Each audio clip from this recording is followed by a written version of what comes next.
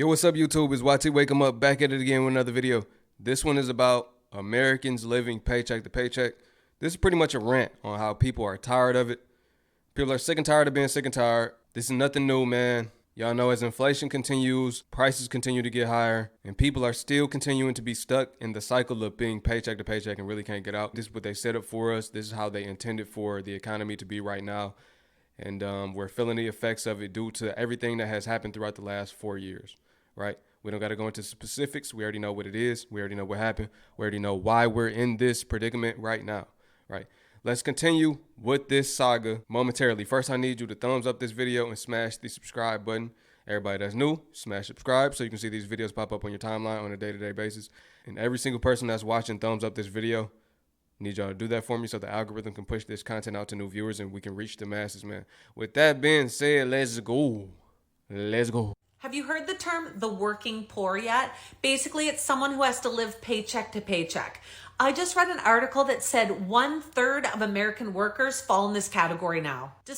Wait, we're going to pause it right there, man. That can't go over everybody's head. 1/3. 1/3. It's up to 1/3 right now. 1/3 of people that live in paycheck to paycheck.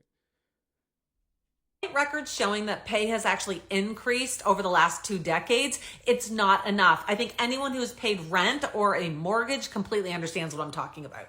People are just struggling to make ends meet, especially with the rising cost of groceries and living expenses. How is anyone supposed to put money into savings nowadays? Gas prices may have been going down this summer, but the rising cost of like auto insurance and housing is basically negating any savings people could have made. I think one of the biggest signs that there's a problem here is the amount of people who are having to work 2 jobs just to make ends meet. 2 jobs is an understatement. Some people are working 5 and 6. But the point is, people have to work multiple jobs to make ends meet. One is no longer enough. Or the amount of retired people who are having to go back and get another job. Between buying groceries and eating out in restaurants, Americans are now spending more on food than they have in 30 years. People just want to live comfortably, and it costs so much money.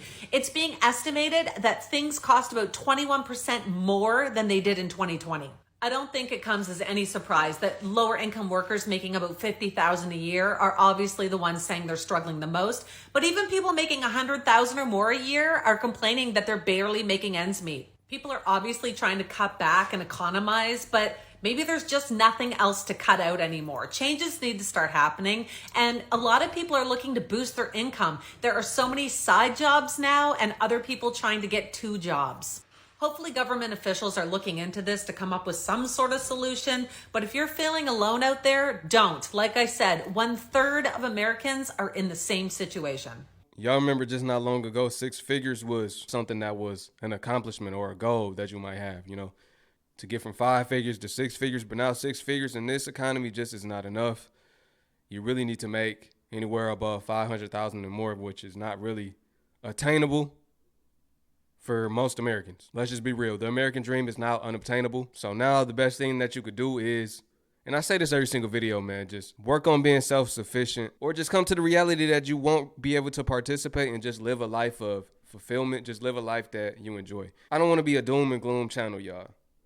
There's good that will come with the bad. There's a great divide that is happening. You know, the spiritual people like to call it shifting from the 3D world to the 5D world. And that basically is going to come with a few things, right? It's going to be people that continue to try to stay in these cities, and they won't be able to. They won't be able to afford it. They'll be the new poor. And then there'll be the other people that go back to nature. They go back to a barter system. They build community, and they all work together, like how life was intended from the beginning. That's how it was. Before the Federal Reserve came and made the monetary system, we worked on a barter basis. We all barter. And that meant basically I have onions, you have lemons, we exchange, right? That was a better way of living, you know? It's coming back to that. I don't really see it as a bad thing. But for those people that's going to try to stay in these cities, man, we got 15-minute cities coming. Look that up. Smart cities coming. Look that up. And we are headed towards a dystopian world. Y'all know me. I'm going to keep it 1,000 on this channel. I don't care.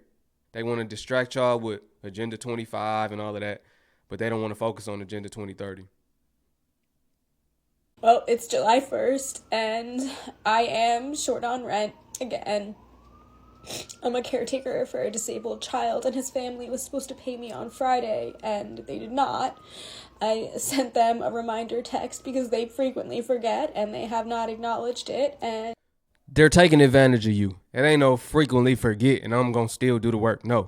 You hear that ambulance in the background, that siren? That would have been that kid family inside of that ambulance for not paying me. I'm sorry.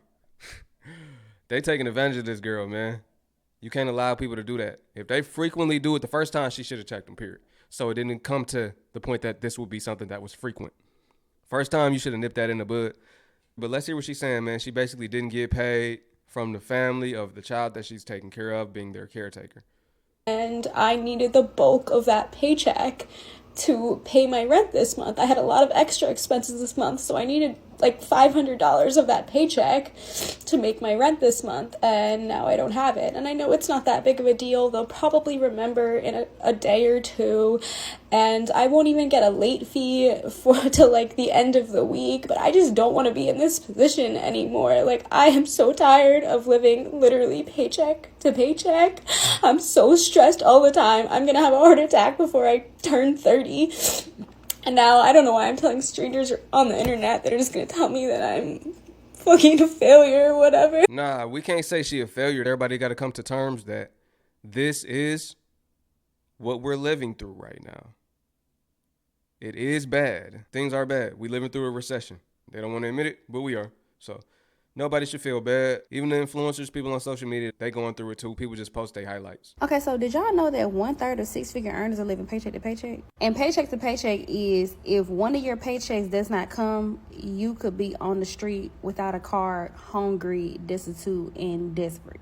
Paycheck to paycheck also is when your paycheck come, you spend all of the money the same day, and then the next day come and you ain't got no money. You literally have to wait until the next paycheck. I feel like a lot of Americans have gotten in the very bad habit of just lifestyle creep, especially six-figure earners. The only way to get out of this cycle is by y'all already know what I'm gonna say, budgeting. I realize that a lot of people do not like to budget because it makes you have to face what you have done with your finances. And I'm here to tell you, it's okay. It is okay. There is no point in you being down on yourself because shoulda, woulda, coulda, and did not. It's all good. Now is the time to actually correct the mistake. The reason why I know it's going to be okay is because I've been in credit card debt 3 different times and was able to get out all 3 times. You are not alone. A lot of people don't know. A lot of people don't really know what's going into their account and staying in their account. They really don't budget. They don't know how much they're spending versus how much they're saving, right? And a lot of people just are not good with financial literacy. This is something that wasn't taught to us in school. And now we're seeing that through the people. People suck at it. People not good at finances. People not good at budgeting. A lot of people don't want to budget, but they're going to have to start to.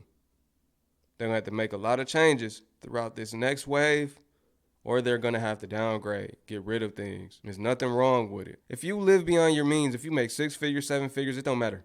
Either way, you still going to be struggling. You have to live below your means. Kind of hard these days, but got to make some decisions, man. Cut some things out. Focus on your needs first and not your wants. Tackle the needs and the wants. You add them in there as you can. Is an $80,000 salary enough money to live comfortably in the United States? Typically what happens is that as people make more money, they want nicer things, they want better experiences, they want to see better restaurants, and that's what you call lifestyle inflation. You're spending more money than you actually have. Just because your paycheck is increasing doesn't mean that your habit should increase. There are plenty of reasons why somebody might live paycheck to paycheck. This one is the most common. After high school or college, you had to move the fuck out quickly. You didn't have the luxury to stay at your parents' house and build up a nest egg. Some people are able to stay at home and save $10, $20, $50,000 before ever moving out. They don't even get charged rent at home. You are able to get ahead of everyone else. Realistically, if you are living paycheck to paycheck and you're making $80,000 to $100,000 or more, it's probably because of your spending habits. People don't like to hear that, but that's what it is. If you quite literally take 1 month, maybe 4 to 6 weeks, and just don't do shit, don't eat out as often, don't go out and spend unnecessary money on drinks, and don't buy bullshit, you can put yourself ahead probably 2 to 3 months. People don't like to hear that, but making anywhere from 80 to six figures, $100,000, you shouldn't really be living paycheck to paycheck. All right, how do y'all feel about that one? Do you agree or do you disagree? I think he has some key points. Yes, lifestyle inflation is a thing. People make more, they spend more. Sometimes you got to set out for a season so that you can ball forever. Sometimes you got to make sacrifices for a couple of summers so you can live your dream lifestyle. It comes with sacrifices. It might take years even, but it's better to get there eventually than to never get there. It's a marathon. While everybody else going out, you might not be able to go out. You might have to sit in the house, man. You might have to keep working on that side hustle. You might have to keep building your nest egg up. Just keep stacking. It's all right, but people don't like to do that. People like to get everything now. I need it now. I need it now. I need it now. To the point they never have savings. I don't care how much you make, like I said. If you're spending more than you make, then that's the problem right there. Credit card debt. Credit card debt is at like $1.1 trillion. People are buying things that they can't afford for real. The people that's making great money, you have an edge versus the people that are not making great money, that are not making six figures. If someone that's making lower than six figures can survive, so can someone that is making six figures. You might just have to downgrade. You might have to move out of that nice house and move into an apartment. You might have to eat cup noodles. You know, eat struggle meals. Eat a wish sandwich. I wish I had something else on this bread. You know, all of that.